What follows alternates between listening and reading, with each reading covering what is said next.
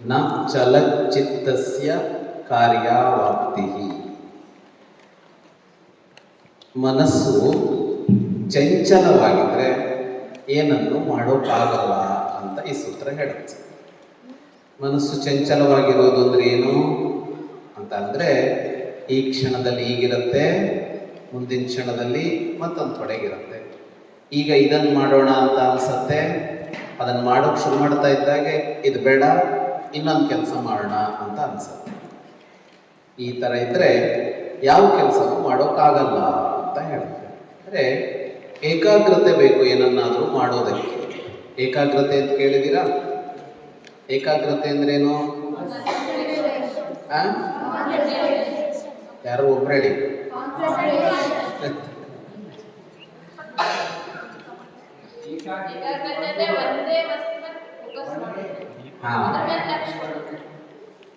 ಹಾಗಂದ್ರೆ ಏನು ಅಂತ ಕೇಳಿದ ಕೂಡಲೇ ಒಂದು ಶಬ್ದ ಇರುತ್ತಲ್ಲ, ಅದಕ್ಕೆ ಇನ್ನೊಂದು ಶಬ್ದ ಹೇಳ್ತೀವಲ್ಲ, ಅದರ ಅರ್ಥ ಅಲ್ಲ, ಅದು ಅದಕ್ಕಿರೋ ಇನ್ನೊಂದು ಶಬ್ದ ಆಯ್ತು.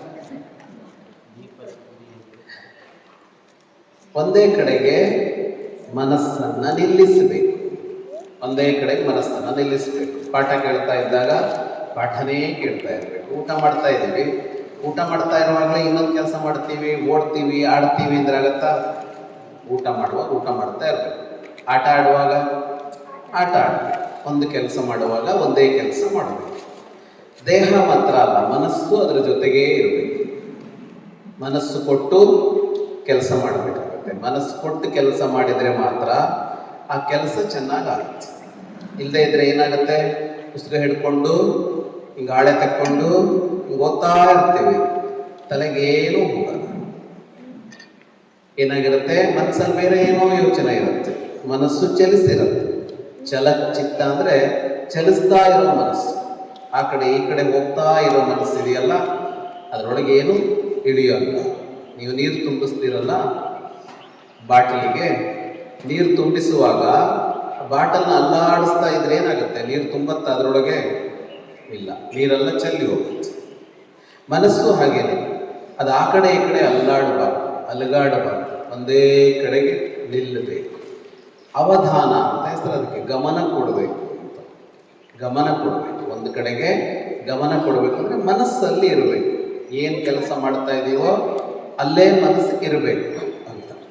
ಮುಂದಕ್ಕೆ ಹೋಗೋಣ. ನಾವು ಭಾಳ ಹಿಂದಿದ್ದೀವಿ. ಲೆಕ್ಕದ ಪ್ರಕಾರ ಇವತ್ತು 36 ಸೂತ್ರ ಆಗಬೇಕು. ಇವತ್ತಿಗೆ 108 ಮುಗಿಸೋದಾದ್ರೆ. ದೋಷವರ್ಜಿತಾನಿ ಕಾರ್ಯಾಣಿ ದುರ್ಲಭಾನಿ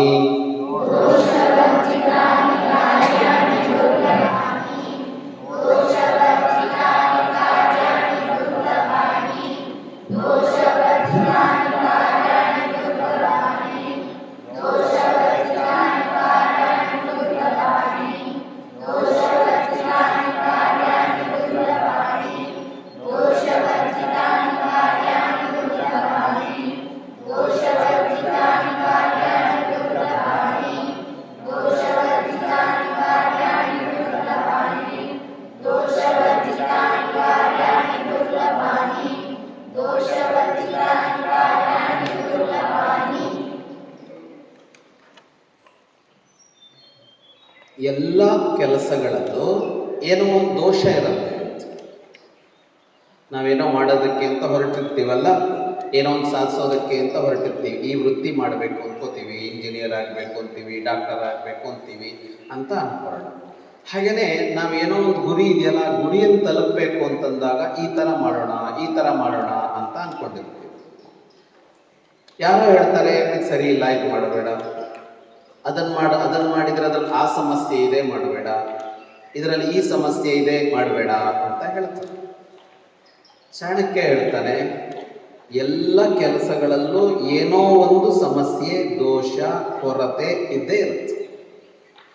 ಎಲ್ಲದರಲ್ಲೂ ಒಂದು ದೋಷ ಇದ್ದೇ ಇರುತ್ತೆ. ದೋಷವೇ ಇಲ್ಲದ ಒಂದು ಕೆಲಸ ಅಂತ ಇರೋದು.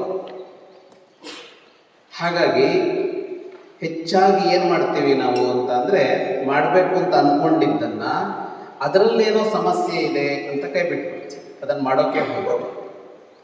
ಆದರೆ ಒಂದೂ ಸಮಸ್ಯೆ ಇರದೇ ಇರುವ ಒಂದೇ ಒಂದು ಕೆಲಸನೂ ನಮಗೆ ಸಿಗೋಲ್ಲ. ನಾವೆಲ್ಲಿಗೋ ಹೋಗಬೇಕು ಅಂತಂದರೆ ನಡಿಬೇಕಾಗತ್ತೆ, ನಡೆದಾಗ ಕಾಲು ನೋವು ಬರುತ್ತೆ. ಓಟದ ಸ್ಪರ್ಧೆ ಇದೆ, ಓಡಬೇಕು, ಓಡಿದ್ರೆ ಬಿದ್ದು ಬಿಡ್ತೀವಿ ಅಂತ ಅಂತ ಕೂತ್ಕೊಂಡ್ರೆ ಊಟ ಮಾಡ್ತೀವಿ. ಊಟ ಮಾಡೋದ್ರಲ್ಲೂ ಯಾವ ದೋಷವೂ ಇಲ್ವಾ ಅಂದರೆ ಅದರಲ್ಲೂ ಒಂದು ದೋಷ ಇರುತ್ತೆ. ಈಗ ಊಟದಲ್ಲಿ ಏನೇನೋ ತಿಂತೀವಲ್ವ ನಾವು, ಸಿಹಿ ತಿಂತೀವಿ, ಖಾರ ತಿಂತೀವಿ, ಕಹಿ ತಿಂತೀವಿ, ಇನ್ನೇನೇನೋ ಪದಾರ್ಥ ತಿಂತೀವಿ. ಎಲ್ಲದರಲ್ಲೂ ಒಂದು ದೋಷ ಏನೋ ಇರುತ್ತೆ. ನೀವು ಕೇಳಿ, ಏನಾದರೂ ಒಂದು ಹೇಳ್ತಾ ಇರ್ತಾರೆ ಮೊಬೈಲ್ ನೋಡಿಕೊಂಡು, ಇದನ್ನು ತಿಂದ್ರೆ ಹಂಗಾಗತ್ತೆ, ಅದನ್ನು ತಿಂದ್ರೆ ಹಿಂಗಾಗತ್ತೆ ಅಂತ. ಎಲ್ಲದರಲ್ಲೂ ಒಂದು ದೋಷ ಇರುತ್ತೆ. ಹಂಗಂತ ಅದನ್ನು ಬಿಡೋಕ್ಕಾಗಲ್ಲ. ಅದರಿಂದ ಏನು ಕೆಲಸಗಳಿವೆಯೋ ಅದೆಲ್ಲದರಲ್ಲೂ ಒಂದಲ್ಲ ಒಂದು ಕೊರತೆ ಇರುತ್ತೆ, ಸಮಸ್ಯೆ ಇರುತ್ತೆ, ದೋಷ ಇರುತ್ತೆ. ಆದರೆ ಅದಕ್ಕಾಗಿ ಆ ಕೆಲಸ ನಿಲ್ಲಿಸಬಾರದು ಅಂತ ಹೇಳ್ತಾನೆ ಚಾಣಕ್ಯ. ದೊಡ್ಡ ದೊಡ್ಡ ಕಾರ್ಯಗಳನ್ನು ಮಾಡುವಾಗ ಅದನ್ನು ಸಾಧಿಸೋದಕ್ಕೆ ಬೇರೆ ಬೇರೆ ದಾರಿ ಹಿಡಿಬೇಕಾಗುತ್ತೆ. ಬೇರೆ ಬೇರೆ ದಾರಿ. ಈಗ ನೀವು ಕತೆ ಕೇಳ್ತಾ ಇದ್ರಿ ಅಲ್ವಾ, ಸಾಧಿಸೋದಕ್ಕೆ ಶಿವಾಜಿ ಒಂದು ದಾರಿ ಹಿಡ್ದ, ಯಾವುದೋ ಒಂದು ಥರದಲ್ಲಿ ಅವನೊಂದು ದಾರಿ ಹಿಡ್ದ, ಇನ್ಯಾರೋ ಒಬ್ಬ ಇನ್ನೊಂದು ದಾರಿ ಹಿಡಿತಾನೆ. ಅದು ಯಾರೋ ಒಬ್ರು ಸರಿಯಲ್ಲ ಅಂತ, ಹಂಗೆ ಮಾಡಬಾರ್ದಾಗಿತ್ತು, ಅದು ಸರಿಯಲ್ಲ, ಹಿಂಗೆ ಮಾಡಬೇಕಾಗಿತ್ತು ಅಂತ ಹೇಳ್ತಾ ಇರ್ತಾರೆ. ನೀವು ಹಿಂಗೆ ಮಾಡಿದರೆ ಅದರಲ್ಲೂ ಒಂದು ದೋಷ ಇರುತ್ತೆ, ಇನ್ಯಾರೋ ಅದರಲ್ಲಿ ದೋಷ ಹೇಳ್ತಾರೆ. ಯಾಕೆ ಹೇಳ್ತಾರೆ ಅಂದರೆ ದೋಷ ಇದ್ದೇ ಇರುತ್ತೆ. ಅದು ಬಹಳ ತೀವ್ರವಾಗಿ ಕೆಲಸ ಮಾಡಿದರೆ ಅದರಲ್ಲೊಂದು ದೋಷ, ತುಂಬ ನಿಧಾನವಾಗಿ ಕೆಲಸ ಮಾಡಿದರೆ ಅದರಲ್ಲೊಂದು ದೋಷ. ಸ್ವಾತಂತ್ರ್ಯ ಬರುವಾಗ ಎರಡು ಗುಂಪಿತ್ತು ಪ್ರಧಾನವಾಗಿ, ತೀವ್ರಗಾಮಿಗಳು, ಮಂದಗಾಮಿಗಳು ಅಂತ ಕರೀತಾ ಇದ್ರು. ಏನು ಹೆಸರು ಅವರಿಬ್ರು, ಏನರ್ಥ ಅವರಿಬ್ರು ಅಂತಂದರೆ, ನಾನು ಶಸ್ತ್ರವನ್ನು ಬಳಸಿ ಹಿಂಸೆಯ ಮುಖಾಂತರನೋ ನಾನೇ ನನ್ನನ್ನು ಸಮರ್ಪಣೆ ಮಾಡಿಕೊಡೋದ್ರ ಮೂಲಕನೋ ನನ್ನ ದೇಶಕ್ಕೆ ಸ್ವಾತಂತ್ರ್ಯ ತರ್ತೀನಿ, ಸ್ವಾತಂತ್ರ್ಯ ತರೋಕೆ ಅದೇ ದಾರಿ, ಅದೇ ಸರಿಯಾದ ದಾರಿ ಅಂತ ಒಂದಿಷ್ಟು ಜನಕ್ಕೆ. ಇನ್ನೊಂದಿಷ್ಟು ಜನಕ್ಕೆ ಏನೋ ಅದೇನೂ ಮಾಡಲ್ಲ, ಹಂಗೆಲ್ಲ ಏನೂ ಮಾಡಲ್ಲ, ಅರ್ಜಿ ಕೊಡ್ತಾ ಇರ್ತೀವಿ, ಉಪವಾಸ ಮಾಡ್ತಾ ಇರ್ತೀವಿ, ಸುಮ್ಮನೆ ಏನೂ ಸಮಸ್ಯೆ ಆಗದೆ ಇರೋ ಥರ ಸ್ಟ್ರೈಕ್ ಮಾಡ್ತಾ ಇರ್ತೀವಿ. ಹಿಂಗೆ ಮಾಡಿದರೆ ಸ್ವಾತಂತ್ರ್ಯ ಸಿಗತ್ತೆ ಅಂತ ಕೆಲವರು. ಅದರಲ್ಲೂ ಒಂದು ದೋಷ ಇರುತ್ತೆ, ಇದರಲ್ಲೂ ಒಂದು ದೋಷ ಇರುತ್ತೆ. ಹಾಗಾಗಿ ದೋಷ ಇದೆ ಅನ್ನೋ ಕಾರಣಕ್ಕಾಗಿ ಆ ಕೆಲಸವನ್ನು ಮಾಡಬಾರದು ಅಂತ ಹೇಳೋಕ್ಕಾಗಲ್ಲ. ಬಹಳ ಹೆಚ್ಚಾಗಿ ಸ್ವಾತಂತ್ರ್ಯ ಹೋರಾಟದ ಕಾಲದಲ್ಲಿ ಈ ತೀವ್ರಗಾಮಿಗಳ ಬಗ್ಗೆ ಬಹಳ ಆಕ್ಷೇಪ ಇತ್ತು. ಆ ಥರ ಅಲ್ಲ ಸ್ವಾತಂತ್ರ್ಯಕ್ಕಾಗಿ ಪ್ರಯತ್ನ ಪಡೋದು ಅಂತ ತುಂಬ ಜನ ಎಲ್ಲ ಹೇಳ್ತಾ ಇದ್ರು. ಹೌದು, ಅದರಲ್ಲಿ ಸಮಸ್ಯೆ ಇತ್ತು, ಬೇಕಷ್ಟು ಸಮಸ್ಯೆ ಇತ್ತು ಅದರಲ್ಲಿ. ಆದರೆ ಹಾಗಂತ ಎಷ್ಟೋ ಸಲ ಅದೇ ದಾರಿ ಆಗುತ್ತೆ. ಈಗ ಯುದ್ಧ ಇರುತ್ತೆ, ಯುದ್ಧ ಮಾಡಬೇಕಾಗಿ ಬರುತ್ತೆ. ಯುದ್ಧ ಮಾಡೋದು ಒಳ್ಳೇದೋ ಕೆಟ್ಟದ್ದೋ ಅಂತ ಅಂದರೆ ತುಂಬ ಜನರನ್ನು ಕೊಲ್ಲಬೇಕಾಗತ್ತೆ, ಯಾರೋ ಸತ್ತು ಹೋಗ್ತಾರೆ, ಅವ್ರು ಸತ್ತು ಹೋದ್ರೆ ಅವ್ರ ಮನೆಯವರಿಗೆ ಯಾರ ಗತಿ, ಹೀಗೇನೇನೋ ಇರುತ್ತೆ. ಆದರೆ ಯುದ್ಧನೂ ಅನಿವಾರ್ಯ ಆಗುತ್ತೆ, ಯುದ್ಧ ಮಾಡಲೇಬೇಕಾಗತ್ತೆ. ಯುದ್ಧನೇ ಮಾಡದೆ ಶಾಂತಿ ಸಿಗೋಲ್ಲ ಅನ್ನೋ ಥರ ಇರುತ್ತೆ. ಹಾಗಾಗಿ ನೀವು ಯಾವ ಕೆಲಸ ಮಾಡಿದರೂ ಅದರಲ್ಲೊಂದಲ್ಲ ಒಂದು ದೋಷ ಇದೆ. ಅದರಿಂದ ಗುರಿ ಸರಿ ಇದೆ ಅಂತ ಅಂದರೆ ಅದಕ್ಕೆ ಬೇಕಾಗುವ ಯಾವ ಕಾರ್ಯವನ್ನಾದರೂ ಬೇಕಾದರೂ ಮಾಡಬಹುದು ಅನ್ನೋದು ಚಾಣಕ್ಯನ ತತ್ವ. ಮುಂದೋಗೋಣ. ಕಾಲವಿತ್ ಕಾರ್ಯಂ ಸಾಧಯೇತ್,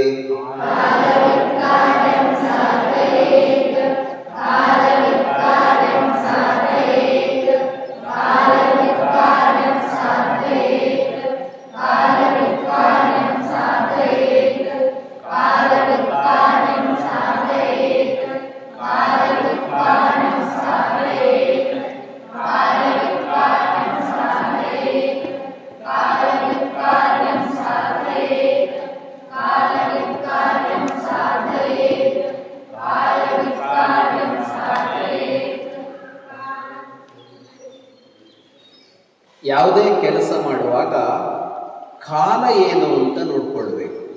ಯಾರಿಗೆ ಕಾಲದ ಅರಿವಿದೆಯೋ, ಕಾಲದ ಬಗ್ಗೆ ಚೆನ್ನಾಗಿ ಗೊತ್ತಿದೆಯೋ ಅವನು ಒಂದು ಕಾರ್ಯ ಸಾಧಿಸ್ತಾನೆ.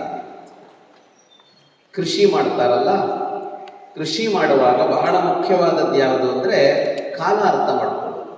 ಯಾವಾಗ ಬೀಜ ಬಿತ್ತಬೇಕು, ಯಾವ್ಯಾವಾಗಲೂ ಬಿತ್ತಿದ್ರೆ ಬೆಳೆಯೋಲ್ಲ, ಯಾವ ಕಾಲದಲ್ಲಿ, ಮಳೆಗಾಲದಲ್ಲೋ ಚಳಿಗಾಲದಲ್ಲೋ ಬೇಸಿಗೆಯಲ್ಲೋ ಯಾವಾಗ ಏನು ಕೆಲಸ ಮಾಡಬೇಕು ಅಂತ ಪಕ್ಕಾ ಇರುತ್ತೆ. ಅದೇ ಸಮಯದಲ್ಲೇ ಮಾಡಬೇಕು. ಕಾಲವನ್ನು ಅರ್ಥ ಮಾಡಿಕೊಂಡ್ರೆ ಮಾತ್ರ ಸಾಧಿಸೋಕ್ಕಾಗತ್ತೆ ಅಂತ ಈ ಸೂತ್ರ ಹೇಳುತ್ತೆ. ಈಗ ಬೆಳಗಿನ ಕಾಲ ಅಂತ ಇರುತ್ತೆ. ಬೆಳಗಿನ ಕಾಲ ಅಂದರೆ ತುಂಬ ಫ್ರೆಶ್ ಆಗಿರುತ್ತೆ ಮನಸ್ಸು ಅಂತ. ನಮ್ಮ ಮನಸ್ಸು ಬಹಳ ಶುದ್ಧವಾಗಿರುತ್ತೆ. ಬೇರೆ ಬೇರೆ ಯೋಚನೆ, ಬೇರೆ ಬೇರೆ ಮಾತುಗಳು ಕೇಳಿರೋದಿಲ್ಲ, ನಿದ್ದೆ ಮಾಡಿ ಎದ್ದಿರ್ತೀವಿ, ಬಹಳ ಫ್ರೆಶ್ ಆಗಿರುತ್ತೆ. ಆವಾಗ ಓದಬೇಕು, ಆವಾಗ ಧ್ಯಾನ ಮಾಡಬೇಕು ಅಂತ ಹೇಳ್ತಾರೆ. ಯಾಕೆ ಅಂತಂದರೆ ಆ ಕಾಲದಲ್ಲಿ ಅದನ್ನು ಮಾಡಿದರೆ ಅದು ಚೆನ್ನಾಗಿ ಕೂರುತ್ತೆ. ಎಷ್ಟೊತ್ತಿಗೂ ಮಾಡಿದ್ರಲ್ಲ, ಎಷ್ಟೊತ್ತಿಗೂ ಆ ಕಾರ್ಯ ಮಾಡಿದ್ರು. ಇನ್ನು ಮೈ ಮುರಿದು ಯಾವುದೋ ಕೆಲಸ ಮಾಡಬೇಕು ಅಂತ ಅಂದರೆ ಅದನ್ನು ಮಾಡುವ ಕಾಲ ಅಂತ ಒಂದಿದೆ. ಅದು ಯಾವಾಗ ಮಾಡಬೇಕು? ಸೂರ್ಯ ಮೇಲೇರಿದ ಮೇಲೆ ಆ ಕೆಲಸಗಳನ್ನು ಮಾಡಿದ್ರೆ ಅದು ಸಹಜವಾಗಿ ನಮ್ಮ ದೇಹ ಅದಕ್ಕೆ ಸಿದ್ಧ ಆಗಿರುತ್ತೆ. ಅದಕ್ಕೆ ಬೇಕಾಗುವ ಸಿದ್ಧತೆಗಳು ಅಂಗಾಂಗಗಳಲ್ಲೂ ಆಗಿರುತ್ತೆ. ರಾತ್ರಿ ಇರುತ್ತೆ, ರಾತ್ರಿ ಏನು ಮಾಡಬೇಕು? ಏನು ಮಾಡ್ಬೇಕು ರಾತ್ರಿ? ಮಲ್ಕೋತೀರ ರಾತ್ರಿನೇ? ಇಲ್ವಾ? ಹಗಲು ಮಲ್ಕೊಳಲ್ವಾ?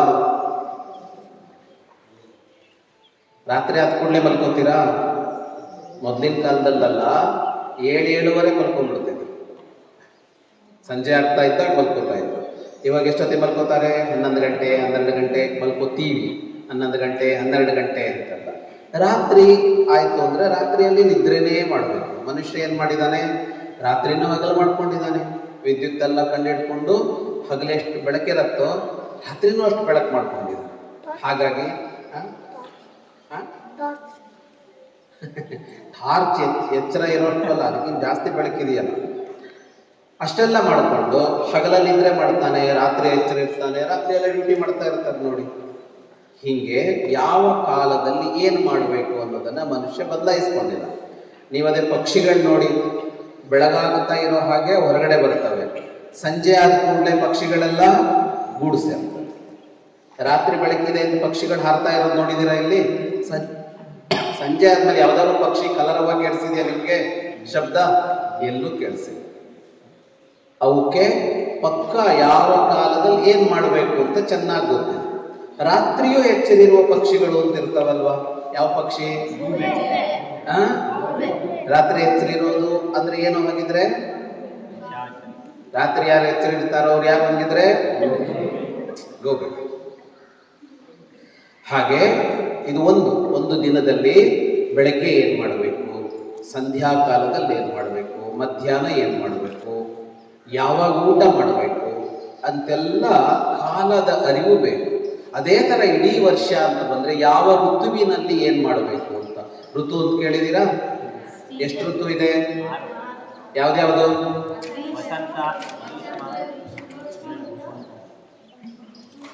ವಸಂತ, ಗ್ರೀಷ್ಮ, ವರ್ಷ, ಶರತ್, ಹೇಮಂತ, ಶಿಶಿರ, ಹೇಮಂತ.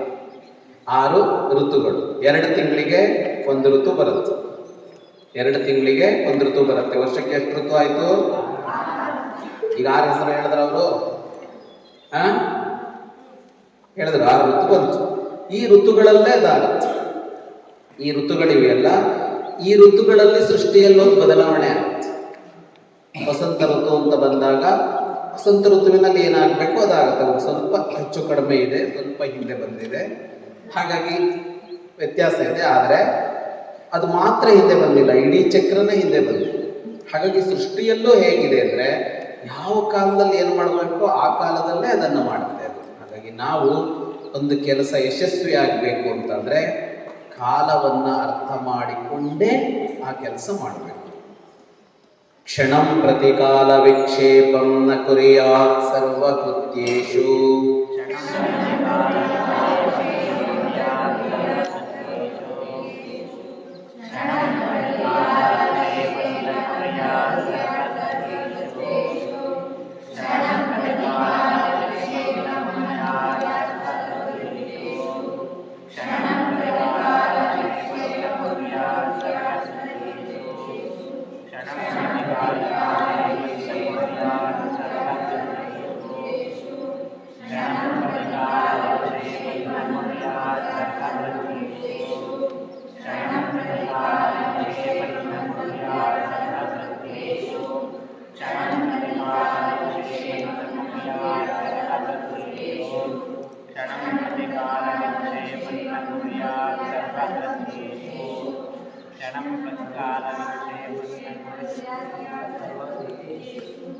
ನೀವು ಅವರೊಂದು 5-6 ಜನ ಕಾಂಟ್ರಾಕ್ಟ್ ಕೊಟ್ಟಿದ್ದೀರಾ ನೀವೆಲ್ಲ? ಯಾಕ್ರೋ ಎಲ್ಲ ಸುಮ್ಮನೆ ಕೂತಿದ್ದೀರಿ? ಯಾರ ಹತ್ರ ಈ ಪೇಪರ್ ಇಲ್ಲ? ಕೈ ಎತ್ತಿ. ಕೈ ಎತ್ತಿ. ಅಲ್ಲ, ಸಣ್ಣ ಇದ್ರು ಯಾರು ತಲೆ ಇನ್ ಪೇಪರ್ ಎಲ್ಲ ಹೋಯ್ತಾ? ಏನಂತೆ? ಬ್ಯಾಗ್ ಒಳಗೆ. ನಿಮ್ದಲ್ಲ ತಗೊಂಡಿಲ್ವಾ? ಸಿಕ್ಕಿಲ್ವಾ ಇದು?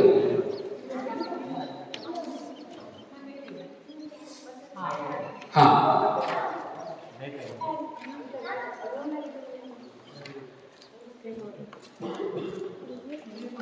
ಕ್ಷಣಂ ಪ್ರತಿ ಕಾಲ ವಿಕ್ಷೇಪಂ ನ ಕುರ್ಯಾತ್ ಸರ್ವಕೃತ್ಯೇಷು. ಒಂದು ಕ್ಷಣ ಕೂಡ ವ್ಯರ್ಥ ಮಾಡಬಾರದು ಅಂತ ಹೇಳುತ್ತೆ ಸೂತ್ರ. ಒಂದು ಕ್ಷಣ ಕೂಡ 24 ಗಂಟೆ ಇರುತ್ತಲ್ಲ, ಒಂದು ಕ್ಷಣನೂ ವೇಸ್ಟ್ ಮಾಡುವಂತಿಲ್ಲ. ಪ್ರತಿ ಕ್ಷಣನೂ ಉಪಯೋಗ ಆಗುವ ಒಂದು ಕೆಲಸ ಮಾಡ್ತಾನೇ ಇರಬೇಕು.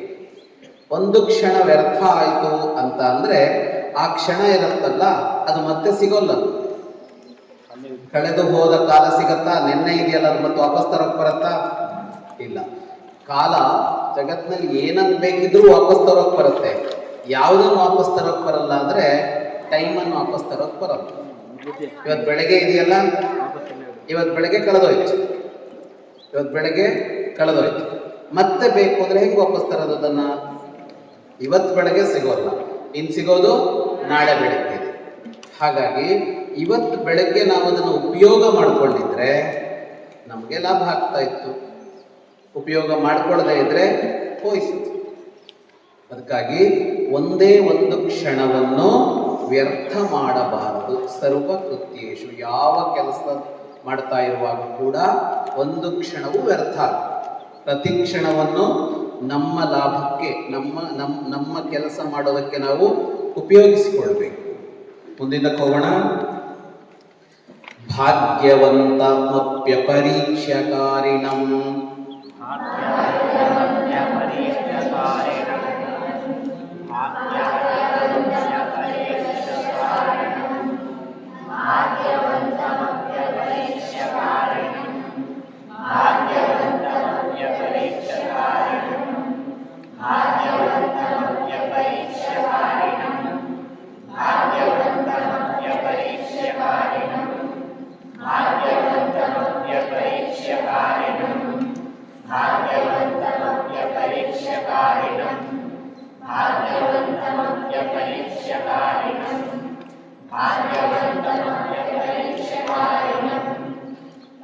ಶ್ರೀ ಪರಿತ್ಯಜತಿ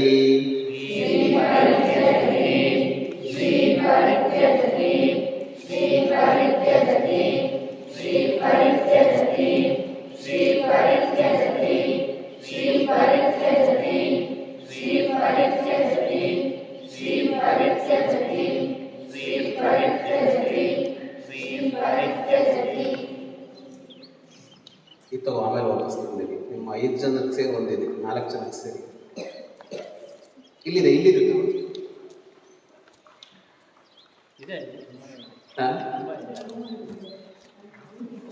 ವಾಪಸ್ ಇಡಿ. ಆಮೇಲೆ ಒಬ್ಬನಿಗೆ ಅದೃಷ್ಟ ಇದೆ. ಅದೃಷ್ಟ ಇರೋದಕ್ಕಾಗಿ ಅವನ ಹತ್ರ ಸಾಕಷ್ಟು ಸಂಪತ್ತಿದೆ ಅಂತ ಅನ್ಕೊಳ್ಳೋಣ. ಹಣ ಇದೆ, ಭೂಮಿ ಇದೆ, ಏನೆಲ್ಲ ಇದೆ. ಆದರೆ ಅವನು ಕೆಲಸವನ್ನ ಸರಿಯಾಗಿ ಮಾಡದೇ ಇದ್ರೆ, ಪರೀಕ್ಷಿಸಿ ಕೆಲಸ ಮಾಡದೇ ಇದ್ರೆ ಅವನ ಹತ್ರ ಇರುವ ಸಂಪತ್ತೆಲ್ಲ ಹಾಳಾಗಿ ಹೋಗುತ್ತೆ.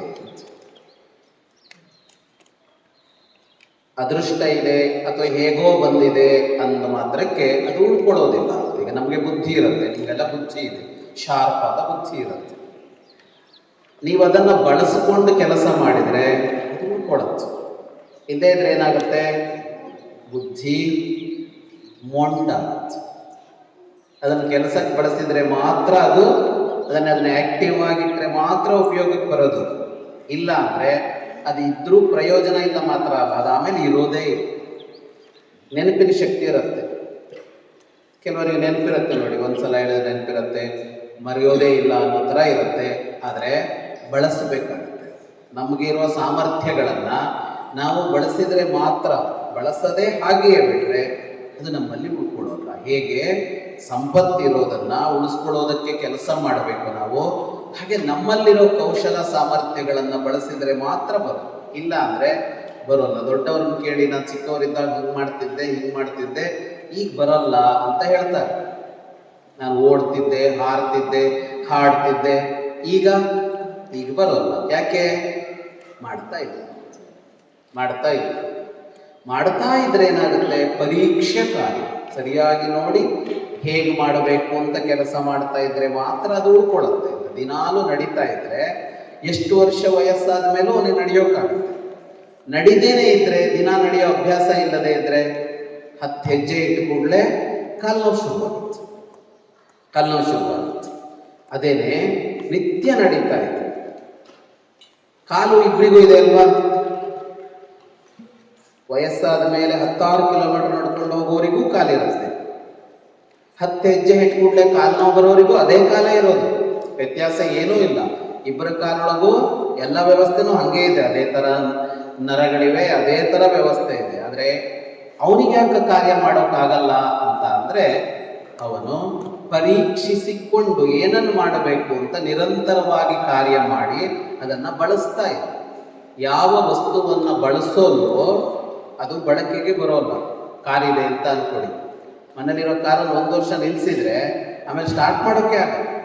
ಬ್ಯಾಟ್ರಿ ಡೌನ್ ಆಗಿರುತ್ತೆ, ಇನ್ನೇನೋ ಆಗಿರುತ್ತೆ. ಬಳಸಿದರೆ ಮಾತ್ರ ಅವು ಚೆನ್ನಾಗಿದೆ.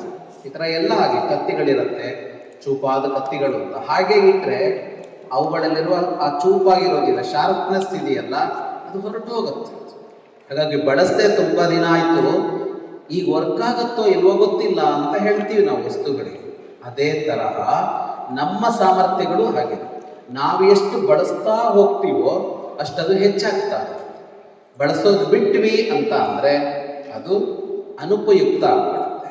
ಉದಾಹರಣೆಗೆ ಕೈಗಳಲ್ಲಿ ಏನನ್ನು ಬೇಕಿದ್ರು ಎತ್ತುತ್ತಾರೆ. ಎಷ್ಟೋ ಜನ ಲೀಲಾಜಾಲವಾಗಿ 5 kg 10 kg 15 kg ಎಲ್ಲ ಎತ್ಕೊಂಡು ಹೋಗ್ತಾರೆ. ಎಲ್ಲರಿಗೂ ಎತ್ತೋಕ್ಕಾಗತ್ತಾ ಅಂದರೆ ಇಲ್ಲ. ಸ್ವಲ್ಪ ಹೊತ್ತು ಆಗ್ತಾ ಇದ್ದಾಗ ಏನಾಗುತ್ತೆ? ಕೈ ನೋವು ಬರುತ್ತೆ. ಯಾಕೆ ಕೈ ನೋವು ಬಂತು? ಅವರಿಗೂ ನಮಗೂ ಏನು ವ್ಯತ್ಯಾಸ ಅಂತ ಅಂದರೆ, ಕೈಗೊಂದು ಸಾಮರ್ಥ್ಯ ಇದೆ. ಅದನ್ನು ಆ ಕೆಲಸ ಮಾಡ್ತಾ ಹೋದಾಗ ಆ ಸಾಮರ್ಥ್ಯ ಹೆಚ್ಚಾಗುತ್ತಾ ಹೋಗುತ್ತೆ. ಮಾಡಲಿಲ್ಲ ಅಂತಂದಾಗ 1 kg ಅಲ್ಲ 100 ಗ್ರಾಮ್ ಹಿಡ್ಕೊಂಡ್ರು ಕೈ ನೋವು ಬರೋ ಥರ ಆಗುತ್ತೆ. ಹಾಗಾಗಿ ಪರೀಕ್ಷಿಸಿಕೊಂಡು ಆ ಕಾರ್ಯಗಳನ್ನು ಮತ್ತೆ ಮಾಡ್ತಾ ಇರಬೇಕು. ಇಲ್ಲದೇ ಇದ್ದರೆ ಅದು ಸಂಪತ್ತಿರಲಿ, ಅದು ಸಾಮರ್ಥ್ಯ ಇರಲಿ, ವ್ಯರ್ಥ ಆಗತ್ತೆ. ಮುಂದಿನ ಸೂತ್ರಕ್ಕೆ ಹೋಗೋಣ. ನೀವು ಮುಂದಿನವ್ರು ಹೇಳ್ತಾ ಇಲ್ಲ, ಇನ್ನೊಂದು 2 ಸೂತ್ರ ನೋಡ್ತೀನಿ, ಆಮೇಲೆ ಹಿಂದಿನವ್ರದ್ದೆಲ್ಲ ನಿಲ್ಲಿಸ್ಬಿಡ್ತೀನಿ. ನೀವೇ ಹೇಳಬೇಕಾಗುತ್ತೆ ಎಲ್ಲ. ನೀನು ಹೇಳ್ತಾ ಇದ್ದ, ನೀನೇನು ತಲಬಿಸಿ ಲೆಕ್ಕ ಈಗ ಹಾಕ್ಕೊಂಡು. ಯೋ ಯಸ್ಮಿನ್ ಕರ್ಮಣಿ ಕುಶಲಃ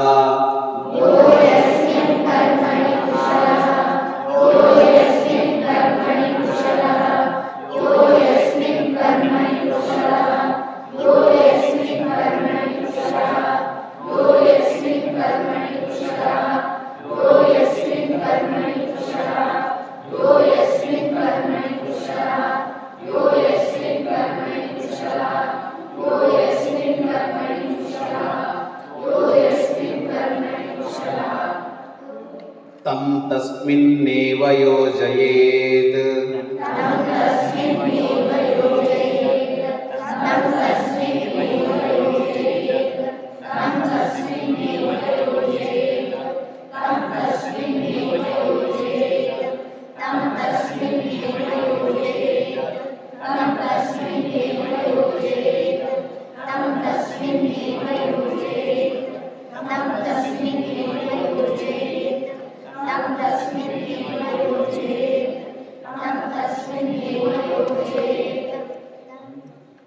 ಒಬ್ಬೊಬ್ಬರಲ್ಲಿ ಒಂದೊಂದು ಸಾಮರ್ಥ್ಯ ಇರುತ್ತೆ.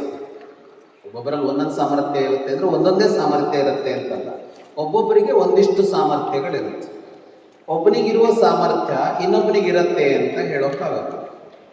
ನಮಗೇನೇನೋ ಸಾಮರ್ಥ್ಯ ಇರುತ್ತೆ. ಹಾಗೆಯೇ ಕೆಲವು ವಿಷಯಗಳಲ್ಲಿ ನಮಗೆ ಸಾಮರ್ಥ್ಯ ಇರಲ್ಲ. ಯಾರಿಗೂ ಚೆನ್ನಾಗಿ ಹಾಡೋಕ್ಕೆ ಬರುತ್ತೆ, ಎಲ್ಲರಿಗೂ ಹಾಡೋಕ್ಕೆ ಬರುತ್ತಾ ಅಂದರೆ ಹಾಡೋಕ್ಕೆ ಬರಲ್ಲ. ಒಂಥರನೇ ಗಂಟು ನಮಗೂ ಇರೋದು, ಅದಷ್ಟು ಅಕ್ಷರ ನಮಗೂ ಬರುತ್ತೆ, ಆದರೆ ನಮ್ಗೇನು ಬರಲ್ಲ, ಹಾಡೋಕ್ಕೆ ಬರಲ್ಲ. ನಮ್ಮ ಧ್ವನಿಯನ್ನ ಆ ತರಹದಲ್ಲಿ ಹಾಗೆ ಏರಿಳಿತ ಮಾಡ್ಕೊಳ್ಳೋದಿದೆಯಲ್ಲ, ಅದು ಬರೋದು. ಹಾಗಾಗಿ ಹಾಡೋರು ಇರ್ತಾರಲ್ಲ, ಅವರು ಹಾಡಬೇಕು. ಯಾರು ಹಾಡಬೇಕು? ಹಾಡೋದಕ್ಕೆ ಬರೋರು ಹಾಡಬೇಕು.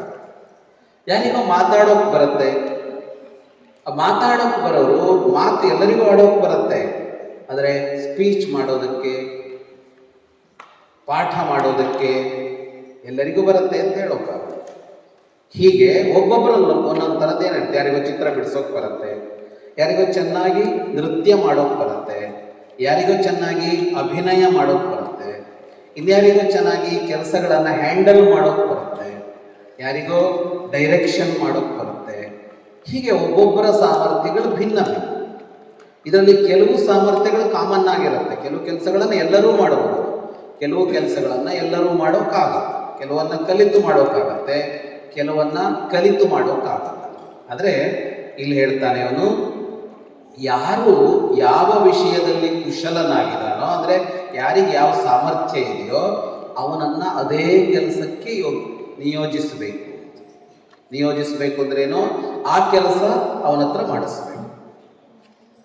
ಆ ಸಾಮರ್ಥ್ಯ ಇಲ್ಲದೆ ಇರೋವಂಥದ್ದು ಅದನ್ನು ಕೂರಿಸಿದ್ರೆ ಏನಾಗುತ್ತೆ, ಅವನಿಗೆ ಆ ಕೆಲಸ ಮಾಡೋಕ್ಕೆ ಬರಲ್ಲ, ಆ ಕೆಲಸ ಫೇಲ್ಯೂರ್ ಆಗುತ್ತೆ. ಇದನ್ನು ನಮಗೆ ಅಳವಡಿಸ್ಕೊಳ್ಳೋದು ಹೇಗೆ ಅಂತ ಅಂದರೆ, ನಾವು ನಮ್ಮನ್ನು ಗುರುತಿಸ್ಕೊಳ್ಬೇಕು. ನಮ್ಗೆ ಏನೇನು ಸಾಮರ್ಥ್ಯ ಇದೆ, ನಮ್ಗೇನು ಮಾಡೋಕ್ಕೆ ಬರುತ್ತೆ ಅಂತ ಗುರುತಿಸ್ಕೊಳ್ಬೇಕು. ನೂರಾರು ಸಾಮರ್ಥ್ಯ ಇರುತ್ತೆ ನಮ್ಮಲ್ಲಿ, ಬೇರೆ ಬೇರೆ ಥರದ ಕೌಶಲಗಳಿರುತ್ತೆ ನಮ್ಮಲ್ಲಿ. ಆದರೆ ಎಷ್ಟೋ ಸಲ ನಮ್ಮ ಇಡೀ ಬದುಕು ಮುಗಿಯೋದಕ್ಕೆ ಬಂದ್ರೂ ನಮಗೇನು ಸಾಮರ್ಥ್ಯ ಇದೆ ಅಂತ ಗುರುತಿಸ್ಕೊಂಡಿರೋಲ್ಲ. ಏನೋ ಓದ್ತೀವಿ, ಏನೋ ಯಾರೋ ಹೇಳಿದ್ರು ಈ ಡಿಗ್ರಿ ಮಾಡು ಅಂತ ಅದನ್ನು ಮಾಡಿದ್ವಿ, ಯಾವುದೋ ಒಂದು ಕೆಲಸ ತಗೊಂಡ್ವಿ, ಏನೋ ಒಂದು ಮಾಡಿ ಮುಗಿಸಿದ್ವಿ. ಆದರೆ ನಿಜವಾಗ ನಮ್ಮ ಸಾಮರ್ಥ್ಯ ಬೇರೆದು ಯಾವುದೋ ಆಗಿರುತ್ತೆ, ಬೇರೆದು ಯಾವುದೋ ಆಗಿರುತ್ತೆ. ಅದಕ್ಕೆ ಏನು ಮಾಡಬೇಕು? ನಾವು ನಮಗೇನು ಸಾಮರ್ಥ್ಯ ಇದೆ ಅಂತ ಪರೀಕ್ಷಿಸ್ಕೊಳ್ಬೇಕು, ಅದಕ್ಕೆ ನಮ್ಮನ್ನು ತೊಡಗಿಸಬೇಕು. ಚಾಣಕ್ಯ ಹೇಳಿದ್ದು, ಒಂದು 100 ಜನ ಇದ್ದಾರೆ ಅಂತ ಅಂದರೆ ಯಾರಿಗೇನು ಕೆಲಸ ಕೊಡಬೇಕು ಅಂತ ಯೋಚನೆ ಮಾಡಬೇಕು. ಬಾಸ್ ಅದು, ಮ್ಯಾನೇಜರ್ ಅದು, ಅದನ್ನು ಯಾರು ಲೀಡ್ ಮಾಡ್ತಾನೋ ಅಂತಹ ಲೀಡರು, ಇವನಿಗೆ ಈ ಸಾಮರ್ಥ್ಯ ಇದೆ, ಇವನು ಈ ಕೆಲಸ ಮಾಡಲಿ, ಇವನು ಈ ಕೆಲಸ ಮಾಡಲಿ ಅಂತ ಜೋಡಿಸಬೇಕು ಅಂತ ಹೇಳ್ತಾರೆ. ಅಂದರೆ ಅದಕ್ಕಿಂತ ಮೊದಲು ನಾವೇ ನಮ್ಮನ್ನು ಅದಕ್ಕೆ ಸಿದ್ಧ ಮಾಡ್ಕೋಬೇಕು. ನಮಗೇನು ಕೆಲಸ ಮಾಡೋಕ್ಕೆ ಬರುತ್ತೋ ಅದಕ್ಕೆ ಅಂತ. ಈಗ ಕಣ್ಣಿನ ಸಾಮರ್ಥ್ಯ ಏನು, ಕಣ್ಣಿನ ಕುಶಲತೆ ಏನು ಅಂದರೆ, ಕಣ್ಣಿಗೆ ನೋಡೋಕೆ ಬರುತ್ತೆ, ಕಿವಿಗೆ ಕೇಳೋಕೆ ಬರುತ್ತೆ. ಈಗ ಕಿವಿ ಹತ್ರ ನೀ ನೋಡ್ತಾ ಇರು, ನಾನು ಸ್ವಲ್ಪ ಕೇಳ್ತೀನಿ ಅಂತ ಕಣ್ಣು ಹೇಳಿದ್ರೆ ಏನಾಗುತ್ತೆ? ಆಗೋಲ್ಲ, ನೋಡೋಕ್ಕೂ ಆಗೋಲ್ಲ, ಕೇಳೋಕ್ಕೂ ಆಗಲ್ಲ, ಕೆಲಸ ನಿಂತೋಗುತ್ತೆ. ಅದಕ್ಕೆ ಇದು ಯಾರಿಗೆ ಗೊತ್ತಿರಬೇಕು? ಮೊದಲು ನಮಗೆ ಗೊತ್ತಿರಬೇಕು. ನಮಗೇನು ಸಾಮರ್ಥ್ಯ ಇದೆ ಅಂತ ಗುರುತಿಸ್ಕೊಳ್ಬೇಕು. ನೀವು ಬೆಳೀತಾ ಇರುವಾಗ ನಿಮ್ಗೆ ಯಾರಿಗೋ ಚಿತ್ರ ಬಿಡಿಸೋಕೆ ಬರುತ್ತೆ. ಜಗತ್ತಿನಲ್ಲಿ ಒಂದು ಲಕ್ಷಾಂತರ ಚಿತ್ರಕಾರರು ಇರ್ಬೋದು, ಆದರೆ ಕೋಟಿ ಜನಕ್ಕೆ ಚಿತ್ರ ಬಿಡಿಸೋಕೆ ಬರುತ್ತೆ. ಅವ್ರೇನು ಮಾಡಿರ್ತಾರೆ? ಅದನ್ನು ಬಳಸ್ಕೊಳ್ಳಲ್ಲ. ನೀವು ನಿಮ್ಮ ಸುತ್ತ ನೋಡಿ, ಅವ್ರಿಗೆ ಚೆನ್ನಾಗಿ ಹಾಡೋಕೆ ಬರುತ್ತೆ, ಅವ್ರ ಸಂಗೀತನೋ ಕಲಿಯೋಲ್ಲ, ಅವ್ರು ಹಾಡೋದು ಇಲ್ಲ, ಸುಮ್ಮನೆ ಕೂತ್ಕೊಂಡ್ರೆ ಚೆನ್ನಾಗಿ ಹಾಡ್ತಾರೆ, ಬಳಸ್ಕೊಳ್ಳೋಲ್ಲ. ಇನ್ಯಾರೋ ಏನು ಮಾಡಿರ್ತಾರೆ? ಅದನ್ನು ಬಳಸ್ಕೊಂಡು ಅವರು ತಮ್ಮ ಜೀವನದಲ್ಲಿ ಯಶಸ್ಸು ಕಂಡಿರ್ತಾರೆ. ಅದಕ್ಕೆ ನೀವು ಬೆಳೀತಾ ಇರುವಾಗಲೇ ಗುರುತಿಸ್ಕೊಳ್ಬೇಕು, ನಾನು ಯಾವುದರಲ್ಲಿ ಇದ್ದೀನಿ, ನನಗೆ ಯಾವುದನ್ನು ಚೆನ್ನಾಗಿ ಮಾಡೋಕ್ಕೆ ಬರುತ್ತೆ, ಯಾವ ಆಟ ಚೆನ್ನಾಗಿ ಆಡೋಕ್ಕೆ ಬರುತ್ತೆ, ಓಡೋಕ್ಕೆ ಬರುತ್ತಾ, ಇನ್ನೊಂದು ಬರುತ್ತಾ ಅನ್ನೋದರಿಂದ ಹಿಡಿದು ನಮ್ಮನ್ನು ಗುರುತಿಸಿಕೊಂಡು ಅದೆಲ್ಲದರಲ್ಲಿ ನಮ್ಮನ್ನು ತೊಡಗಿಸಿಕೊಳ್ಬೇಕು. ಮುಂದಿನ ಸೂತ್ರಕ್ಕೆ ಹೋಗೋಣ. ಜ್ಞಾನವತಾಮಪಿ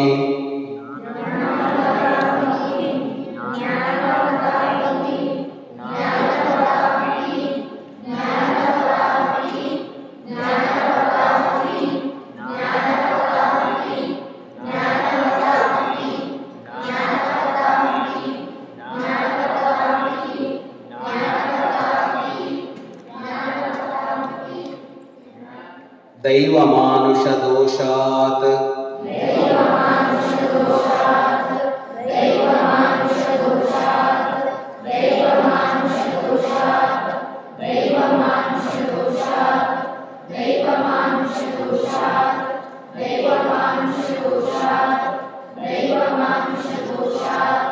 ದೈವಮಾನುಷ ದೋಷಾತ್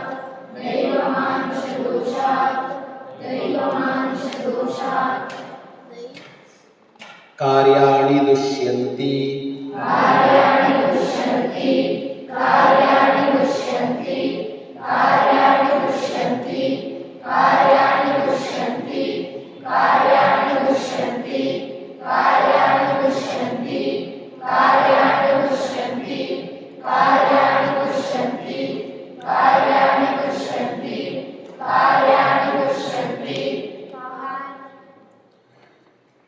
ಒಂದು ಕೆಲಸ ಮಾಡಿದಾಗ ಎಲ್ಲ ಸಲ ಸಕ್ಸಸ್ ಸಿಗುತ್ತೆ ಅಂತ ಹೇಳೋಕ್ಕಾಗಲ್ಲ, ಯಶಸ್ಸು ಸಿಗುತ್ತೆ ಅಂತ ಹೇಳೋಕ್ಕಾಗಲ್ಲ.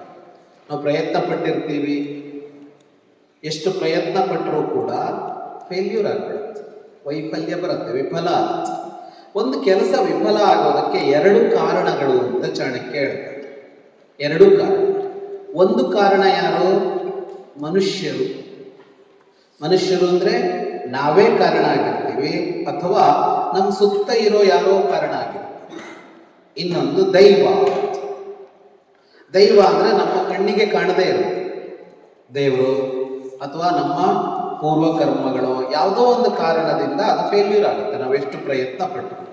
ಹಾಗಾಗಿ ಒಂದು ಕೆಲಸವನ್ನು ಚೆನ್ನಾಗಿ ಮಾಡೋಕೆ ಗೊತ್ತು ಅವನಿಗೆ, ಜ್ಞಾನವತಾಂ ಅಂತ. ಅಂದರೆ ಅವನಿಗೆ ಕಾರ್ಯವನ್ನು ಮಾಡೋದು ಹೆಂಗೆ ಅಂತ ಗೊತ್ತಿದ್ರೂ ಕೂಡ ವೈಫಲ್ಯ ಬರುತ್ತೆ, ವಿಫಲರಾಗ್ತಾರೆ. ಎಷ್ಟೋ ಜನ ಕೆಲಸ ಮಾಡೋಕೆ ಗೊತ್ತಿಲ್ಲ, ಹಾಗಾಗಿ ವಿಫಲರಾದರು ಅಂತಲ್ಲ, ಗೊತ್ತಿದ್ದು ಸೋಲ್ತಾರೆ. ಯಾಕೆ ಅಂದರೆ ಸುತ್ತ ಇರುವ ಯಾರೋ ಕಾರಣರಾಗ್ತಾರೆ ಅದಕ್ಕೆ. ಕೆಲವು ಸಲ ಸುತ್ತ ಇರೋರು ಯಾರೂ ಕಾರಣ ಆಗಿರೋದಿಲ್ಲ, ಆದರೆ ಯಾವುದು ಕಾರಣ ಆಗಿರುತ್ತೆ ಅಂದರೆ ದೈವ ಅಂತ. ಅಂದರೆ ಅದೃಷ್ಟ ಅಂತ ಹೇಳ್ತೀವಲ್ಲ, ಅದೃಷ್ಟ ದುರದೃಷ್ಟ ಅಂತ ಹೇಳ್ತೀವಲ್ಲ, ಅದೊಂದು ಕೆಲಸ ಮಾಡುತ್ತೆ, ಅದನ್ನು ಪೂರ್ವಕರ್ಮ ಅಂತ ಕರೀತಾರೆ. ದೈವ ಪೂರ್ವಕರ್ಮ ಅಂದ್ರೆ ಏನು? ನಾವೊಂದು ಏನೋ ಮಾಡ್ತೀವಲ್ಲ, ಈಗ ಅದು ಈಗಿನ ಕರ್ಮ. ಹಾಗೇನೆ ನಾವು ಮೊದಲೆಲ್ಲ ಕರ್ಮ ಮಾಡ್ತಾ ಇರ್ತೀವಿ, ಯಾವಾಗಲೂ ಕೆಲಸ ಮಾಡ್ಕೊಂಡು ಬಂದಿರ್ತೀವಿ ನಾವು ಏನೇನೋ. ಈ ಮೊದಲು ಮಾಡಿದ ಕೆಲಸ ಮತ್ತು ಇವತ್ತು ಮಾಡಿದ ಕೆಲಸ ಎರಡೂ ಸೇರಿ ನಮಗೆ ರಿಸಲ್ಟ್ ಬರುತ್ತೆ. ಹಾಗಂದ್ರೇನು ಅಂತ ಅಂದರೆ ನಿಮ್ಮದೇ ಉದಾಹರಣೆ ಕೊಡೋದಾದರೆ, ಈಗ ಮಾರ್ಕ್ಸ್ ಬರೋದು ಯಾವುದರಿಂದ ಅಂದರೆ ನೀವು ಬರದ ಆನ್ಸರ್, ನೀವು ಅವತ್ತು ಎಕ್ಸಾಮ್ ಬರೆದ್ರಲ್ಲ ಅದರ ಮೇಲೆ ನಿಮ್ಮ ರಿಸಲ್ಟ್ ಬರುತ್ತೆ. ಆದರೆ ನೀವು ಅವತ್ತು ಚೆನ್ನಾಗಿ ಬರೀಬೇಕು ಅಂತ ಅಂದರೆ ಅದಕ್ಕಿಂತ ಮೊದಲು ಒಂದಿಷ್ಟು ಕರ್ಮಗಳನ್ನು ಚೆನ್ನಾಗಿ ಮಾಡಿರಬೇಕು. ಏನು ಮಾಡಿರಬೇಕು? ಚೆನ್ನಾಗಿ ಓದಿರಬೇಕು ಅಲ್ವಾ? ಅಷ್ಟಕ್ಕೆ ಮುಗಿತಾ? ಇಲ್ಲ. ಆ ಓದೋ ಮೊದಲು ಚೆನ್ನಾಗಿ ಪಾಠ ಕೇಳಿರಬೇಕು. ಚೆನ್ನಾಗಿ ಪಾಠ ಕೇಳಿರಬೇಕು ಅಂದರೆ ಇನ್ಯಾರೋ ಚೆನ್ನಾಗಿ ಪಾಠ ಮಾಡಿರಬೇಕು ಅಲ್ವಾ? ಅವನು ಚೆನ್ನಾಗಿ ಪಾಠ ಮಾಡಿರಬೇಕು ಅಂದರೆ ಅವನಿಗೆ ಚೆನ್ನಾಗಿ ಪಾಠ ಮಾಡೋಕೆ ಬರಬೇಕು, ಮತ್ತು ಅವನು ಕೂಡ ಚೆನ್ನಾಗಿ ಓದಿರಬೇಕು. ಅವನು ಓದುವಾಗ ಎಷ್ಟು ಕೆಲಸ ಇದೆ ನೋಡಿ, ನಮ್ಮ ರಿಸಲ್ಟ್ ಮೇಲೆ ಎಷ್ಟು ಕೆಲಸ ಇದೆ ಹಿಂದ್ಗಡೆ ಅಲ್ವಾ? ಒಳ್ಳೆ ಸ್ಕೂಲಿಗೆ ಸೇರಿರಬೇಕು, ಇಷ್ಟೆಲ್ಲ ಇದ್ರೆ ಇದೆಲ್ಲ ಮೊದಲ ಕರ್ಮಗಳು. ಆದರೆ ನೇರ ರಿಸಲ್ಟ್ ಬರೋದು ಯಾವುದರ ಆಧಾರದ ಮೇಲೆ? ಅವತ್ತು 2 ಗಂಟೆ ಏನು ಬರೆದ್ವಿ ಅನ್ನೋದ್ರ ಮೇಲೆ ರಿಸಲ್ಟ್ ಬರುತ್ತೆ. ನಾವೇನು ಅನ್ಕೊಳ್ತೀವಿ? ಅವತ್ತಿನ ಕೆಲಸ ಚೆನ್ನಾಗಿ ಮಾಡಿದ್ದೀವಿ ಅಂತ ಅನ್ಕೊಳ್ತೀವಿ, ಅದರ ಮೇಲೆ ಇಲ್ಲ, ಅದರ ಹಿಂದಿನದ್ದೆಲ್ಲ ಸೇರ್ಕೊಳ್ಳುತ್ತೆ. ಇದು ಪೂರ್ವಕರ್ಮ. ಈ ಪೂರ್ವಕರ್ಮ ಅನ್ನೋದು ಹಿಂದಿನ ಜನ್ಮದ್ದು ಸೇರ್ಕೊಳ್ಳುತ್ತೆ. ಇದು ಅದನ್ನು ದೈವ ಅದೃಷ್ಟ ಅಂತ ಕರೀತಾರೆ. ಹಾಗಾಗಿ ಇವತ್ತಿನ ಕೆಲಸ ಫೇಲ್ಯೂರ್ ಆದರೆ ಅದಕ್ಕೆ ಇವತ್ತು ಮಾತ್ರ ಕಾರಣ ಅಲ್ಲ, ನಿನ್ನೆಯೂ ಕಾರಣ. ಇವತ್ತು ಚೆನ್ನಾಗಿ ಒಂದು ಕೆಲಸ ಮಾಡಬೇಕು ಅಂತಂದ್ರೆ ಆರೋಗ್ಯ ಚೆನ್ನಾಗಿರ್ಬೇಕು. ಈಗ ಮರಳೆ ನೆನೆದ್ವಿ, ಇವತ್ತು ಜ್ವರ ಬಂತು ಅಂತ ಅನ್ಕೊಳ್ಳೋಣ. ಇವತ್ತೇನೋ ಮಾಡಬೇಕಿತ್ತು ಉತ್ಸಾಹದಿಂದ, ಜ್ವರ ಬಂದಾಗ ಉತ್ಸಾಹದಿಂದ ಕೆಲಸ ಮಾಡೋಕ್ಕಾಗತ್ತಾ? ಆಗೋಲ್ಲ. ಆದರೆ ಜ್ವರ ಬಂದಿದ್ದು ಯಾವತ್ತು? ಇವತ್ತು. ಜ್ವರ ಬಂದಿದ್ದಕ್ಕೆ ಕಾರಣವಾದ ಕರ್ಮ ಯಾವತ್ತಿಂದು? ನಿನ್ನೆ. ಹಾಗಾಗಿ ನಿನ್ನೆಯ ಕರ್ಮ ಇವತ್ತಿನ ಕರ್ಮ ಎರಡು ಸೇರಿದರೆ ಮಾತ್ರ ಇವತ್ತಿನ ಕೆಲಸ ಯಶಸ್ವಿಯಾಗುತ್ತೆ. ಈಗ ನೀವು ಇವತ್ತು ಪಾಠ ಕೇಳ್ತಾ ಇದ್ದೀರಿ, ನಿಮ್ಮ ಬದುಕಿಗೆ ಬೇಕಾಗೋ ಪಾಠವನ್ನು ಇವತ್ತು ಬೆಳಗಿನಿಂದ ಕೇಳಿದ್ರಿ. ಆದರೆ ಇದಕ್ಕೆ ಕಾರಣ ಯಾವುದು? ನಿಮ್ಮ 4 ದಿನದ ಹಿಂದಿನ ಕರ್ಮ ಅಲ್ವಾ? ನೀವು ಇಲ್ಲಿಗೆ ಬಂದ್ರಿ, ಆ ಕರ್ಮ. ಅದಕ್ಕಿಂತ ಮೊದಲು ನೀವು ಬರಬೇಕು ಅಂತ ನಿಮ್ಮ ಮನೇಲಿ ಯೋಚನೆ ಮಾಡಿದ್ರು, ಹೋಗು ಅಂತ ಹೇಳಿದ್ರು, ಇವೆಲ್ಲ ಹಳೆ ಕರ್ಮಗಳು ಸೇರಿದ್ದು ಇವತ್ತು ರಿಸಲ್ಟ್ ಕೊಡ್ತಾ ಇದೆ, ಅಥವಾ ರಿಸಲ್ಟ್ ನಾಳೆ ಹೊತ್ತು ಕೊಡುತ್ತೆ. ಆದರೆ ಅದಕ್ಕೆ ಕಾರಣ ಆಗೋದು ಯಾವುದು? ಹಳೆಯ ಕರ್ಮ, ಹೊಸ ಕರ್ಮ. ಕರ್ಮ ಅಂದರೆ ಕೆಲಸ, ನಾವು ಮಾಡಿರುವ ಕೆಲಸ, ಅದು ಸೇರಿ ಕೆಲಸ ಆಗತ್ತೆ. ಹಾಗಾಗಿ ಕೆಲಸ ಆಗದೇ ಇರೋದಕ್ಕೂ ಇವೆರಡೂ ಕಾರಣ ಆಗುತ್ತೆ. ಮಾನುಷ್ಯ ದೋಷ ಅಂದರೆ ಇವತ್ತಾಗಿರೋ ದೋಷಗಳು, ದೈವ ದೋಷ ಅಂದರೆ ಹಳೇದು ಯಾವುದರದ್ದೋ ದೋಷ, ಮೊದಲಿಂದೇನೋ ಸಮಸ್ಯೆ ಇದೆ, ಅದಕ್ಕೆ ಇವತ್ತು ಅದನ್ನು ಮಾಡೋಕ್ಕಾಗಲ್ಲ. ಬರಿಬೇಕು, ಎಕ್ಸಾಮ್ ಬರಿಬೇಕು, ಓಡಿದ್ವಿ ಜೋರಾಗಿ, ಕೈಗೇನೋ ತಾಕ್ತು, ಕೈಗೆ ಪೆಟ್ಟಾಗ್ತು, ಇವತ್ತು ಬರೆಯೋಕ್ಕಾಗಲ್ಲ. ಕೈಗೆ ತಾಗಿ ಪೆಟ್ಟಾದದ್ದು ಯಾವಾಗ? 4 ದಿನದ ಹಿಂದೆ. ಆದರೆ ಅದು ಇವತ್ತು ಕೆಲಸ ಮಾಡುತ್ತೆ. ಅದರಿಂದ ದೈವ ಮಾನುಷ ಅಂತ 2 ದೋಷಗಳಿಂದ ನಾವು ವಿಫಲತೆಯನ್ನು ಅನುಭವಿಸ್ತೀವಿ. ಅದು ಯಾವುದು ಅಂದರೆ, ಒಂದು ಇವತ್ತಿನ ಪ್ರಯತ್ನ, ಇನ್ನೊಂದು ಹಳೆಯ ಯಾವುದೋ ಕೆಲಸ. ಮುಂದೆ ಹೋಗೋಣ. ಕಾರ್ಯ ವಿಪತ್ತು.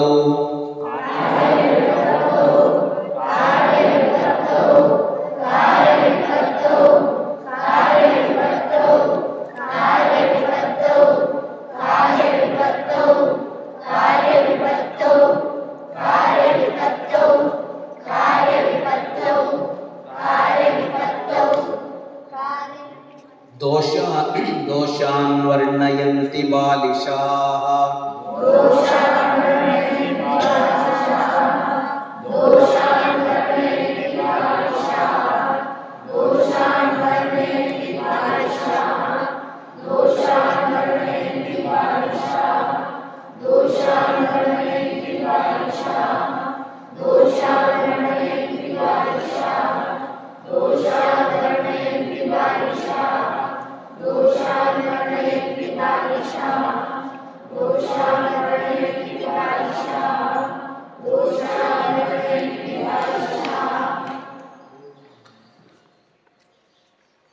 ಈ ಯಾವುದೇ ಕೆಲಸ ಮಾಡಿದ್ರೆ ಅದು ವಿಫಲ ಆಗುತ್ತಲ್ಲ, ಫೇಲ್ಯೂರ್ ಆಗುತ್ತಲ್ಲ ಎಷ್ಟೋ ಸಲ. ಈ ಫೇಲ್ಯೂರ್ ಆಗೋದಕ್ಕೆ ನಾವೇ ಕಾರಣ ಆಗಿರ್ತೀವಿ ತುಂಬ ಸಲ. ಇದು ಮೊದಲನೇ ಸೂತ್ರಕ್ಕೆ ಸಂಬಂಧಪಟ್ಟಿದ್ದಲ್ಲ, ಬೇರೆದೇನೆ. ನಾವೇ ಕಾರಣ ಆಗಿರ್ತೀವಿ. ನಮಗೆ ಸರಿಯಾಗಿ ಮಾಡೋದಕ್ಕೆ ಬರದೇ ಇರೋದ್ರಿಂದ, ಅಥವಾ ನಾವು ಸರಿಯಾಗಿ ಮಾಡದೇ ಇರೋದ್ರಿಂದ ಆಗಿರುತ್ತೆ. ಆದರೆ ಬಾಲಿಶರಾದವ್ರು ಏನು ಮಾಡ್ತಾರೆ? ಬಾಲಿಶ ಅಂದರೆ ಚೈಲ್ಡಿಶ್. ಅವ್ರು ಏನು ಮಾಡ್ತಾರಂತೆ ಅಂದರೆ, ಏನೇನೋ ದೋಷ ಹೇಳ್ತಾರಂತೆ. ಇದು ಯಾಕೆ ಫೇಲ್ಯೂರ್ ಆಯಿತು ಅಂದರೆ, ಅವನು ಹಂಗೆ ಮಾಡ್ದ ಅದಕ್ಕೆ ಸಕ್ಸಸ್ ಆಗಲಿಲ್ಲ, ಇವನು ಹಿಂಗೆ ಮಾಡ್ದ ಅದಕ್ಕೆ ಸಕ್ಸಸ್ ಆಗಲಿಲ್ಲ, ಅಡುಗೆ ಚೆನ್ನಾಗಾಗಲಿಲ್ಲ ಅಂದರೆ ಅಂಗಡಿಯಿಂದ ತಂದಿರೋ ಉಪ್ಪೇ ಸರಿ ಇಲ್ಲ, ಮೆಣಸಿನಕಾಯೇ ಸರಿ ಇಲ್ಲ, ಅಕ್ಕಿನೇ ಸರಿ ಇಲ್ಲ ಅಂತ ಬಾಲಿಶರಾದವರು ಏನು ಮಾಡ್ತಾರೆ? ತಾನು ಏನು ಪ್ರಯತ್ನ ಪಡಬೇಕಾಗಿತ್ತೋ ಅದನ್ನು ಸರಿಯಾಗಿ ಪ್ರಯತ್ನ ಪಟ್ನ ಅಂತ ನೋಡದೆ ಬೇರೆ ಎಲ್ಲೆಲ್ಲ ಹೇಳ್ತಾರೆ. ಯಾಕೆ ಮಾರ್ಕ್ಸ್ ಬರಲಿಲ್ಲ ಅಂದರೆ ಅಮೇಶು ಪಾರ್ಶಿಯಾಲಿಟಿ ಮಾಡ್ತಾರೆ, ನನಗೆ ಮಾರ್ಕ್ಸ್ ಕೊಡಲ್ಲ, ಅವ್ರಿಗೆ ಕೊಡ್ತಾರೆ. ಚಿಕ್ಕವರು ಅಂತಲ್ಲ, ದೊಡ್ಡವರು ಇನ್ನೂ ಜಾಸ್ತಿ. ನಾವು ಫೇಲ್ಯೂರ್ ಆದ ಕೂಡಲೇ ಏನು ಮಾಡ್ತೀವಿ? ಇದಕ್ಕೆ ಯಾರ್ಯಾರು ತಲೆ ಕಟ್ಬೋದು ಅಂತ ಹಿಂಗೊಂದ್ಸಲ ಸುತ್ತ ನೋಡ್ತೀವಿ. 10 ಜನರ ತಲೆ ಕಟ್ತೇವೆ, ಇವನ್ ಕಾರಣ. ನಾವು ಮಾತ್ರ ಕಾರಣ ಅಲ್ವೇ ಅಲ್ಲ. ಕೈಲೊಂದು ಪಾತ್ರೆ ಇರುತ್ತೆ, ತಟ್ಟೆ ಇರುತ್ತೆ, ಅದು ಕೆಳಗೆ ಬೀಳುತ್ತೆ. ನೀವೇ ತಟ್ಟೆ ಹಿಡ್ಕೊಂಡು ಓಡಾಡುವ ಬೀಳಿಸ್ತೀರಲ್ವಾ?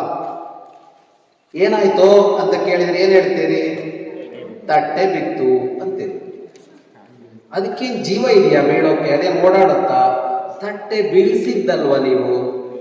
ಯಾವತ್ತಾದರೂ ತಟ್ಟೆ ಬೀಳಿಸಿದೆ ನಾನು ಅಂತ ಉತ್ತರ ಕೊಟ್ಟಿದ್ದೀರಾ ನೀವು? ಇಲ್ಲ. ಕೈ ಜಾರಿ ಬಿತ್ತು ಅಂತ, ಕೈ ತಪ್ಪಿ ಬಿತ್ತು ಅಂತ. ಆದರೆ ಜಾರಿದ್ದು ಯಾವುದು? ತಟ್ಟೆ. ಕೈ ತಪ್ಪಿದ್ಯಾವುದು? ಕೈಯಿಂದ ತಪ್ಪೋದು ಅಂದ್ರೇನು? ಅದು ಕೈಲಿ ನಿಂತ್ಕೋಬೇಕಾಗಿತ್ತು, ಅದೇ ತಪ್ಸ್ಕೊಂಡು ಬಿಡ್ತು ಅಂತ. ಈ ಪುಟ್ಟ ಮಕ್ಕಳ ಹಿಂಗೆ ಹಿಡ್ಕೊಂಡ್ರೆ ತಪ್ಸ್ಕೊಂಡು ಓಡೋಗ್ತಾವಲ್ಲ, ಹಂಗೆ ತಟ್ಟೆ ತಪ್ಸ್ಕೊಂಡು ಓಡೋದಂತ ಇಲ್ಲ. ನಾವೇನು ಹೇಳ್ತೀವಿ? ಕೈ ತಪ್ಪಿ ಬಿತ್ತು ಅಂತ. ತಪ್ಪಿ ಅದು ಹೋಯ್ತು, ಕೈ ಜಾರಿ ಬಿತ್ತು ಅಂತ. ಹೀಗೆ ಏನಾದರೂ ಆದರೆ ಬೇರೆಯವ್ರ ಮೇಲೆ ಹಾಕ್ತೀವಿ. ದೊಡ್ಡವ್ರು ಮಾತ್ರ ಅಲ್ಲ, ನೀವು ಆಟ ಆಡುವಾಗ ನೋಡಿ, ಗುಂಪು ಆಟ ಆಡ್ತಿರಲ್ಲ, ಗುಂಪು ಆಟದಲ್ಲಿ ಸೋತು ಕೂಡಲೇ ಯಾರ್ಯಾರ ತಲೆ ಮೇಲೆ ಹಾಕ್ತೀರಿ? ಸೋಲೋದಕ್ಕೆ ಕಾರಣನ ಅವನದು ಮಾಡಿದ್ದಕ್ಕೆ ಹೆಂಗಾಯ್ತು, ನೀನು ಇದು ಮಾಡಿದ್ದಕ್ಕೆ ಹೆಂಗಾಯ್ತು, ನೀನು ಹಂಗೆ ಮಾಡಬೇಕಾಗಿತ್ತು ಅಂತ ಹೇಳ್ತಾರೆ. ಹಿಂಗೆ ಮಾಡೋದೇನು ಚೈಲ್ಡಿಶ್ನೆಸ್, ಬಾಲಿಶತೆ ಅಂತ ಕರೀತಾರೆ. ಅದನ್ನು ಹೇಳ್ತಾನೆ. ಕಾರ್ಯ ಹಾಳಾಯ್ತಾ, ಕಂಡವರು ಅದಕ್ಕೆ ಕಾರಣ. ಸಕ್ಸಸ್ ಆದರೆ ನಾನೇ ಸಕ್ಸಸ್ ಮಾಡಿದ್ಯಾರು, ನಾನು ಚೆನ್ನಾಗಿ ಮಾಡಿದ್ರಿಂದ, ನಾನು ಚೆನ್ನಾಗಿ ಆಡಿದ್ರಿಂದ ನಾವು ಗೆದ್ವಿ ಅಂತ. ಹಾಗೆ ಮಾಡಬಾರದು ಅಂತ ಹೇಳ್ತಾರೆ. ಯಾವುದೇ ಕೆಲಸ ಮಾಡುವಾಗ ನಮ್ಮ ತಪ್ಪೇನು ಅಂತ ನೋಡ್ಕೋಬೇಕು. ಯಾಕೆ ನೋಡ್ಕೋಬೇಕು ಅಂತ ಅಂದರೆ, ಮುಂದಿನ ಸಲ ಮಾಡುವಾಗ ಎಚ್ಚರಿಕೆ ತಗೊಳ್ಳೋಕ್ಕಾಗತ್ತೆ. ನಾವೇನು ಎಚ್ಚರಿಕೆಯಿಂದ ಈ ತಪ್ಪನ್ನು ಮಾಡದೇ ಇರುವಂತೆ ಮಾಡ್ಕೊಳೋಕ್ಕಾಗತ್ತೆ. ಮುಂದಿನ ಸೂತ್ರಕ್ಕೆ ಹೋಗೋಣ. ಸ್ವಶಕ್ತಿ ಜ್ಞಾತ್ವಾ ಕಾರ್ಯಮಾರಭೇತ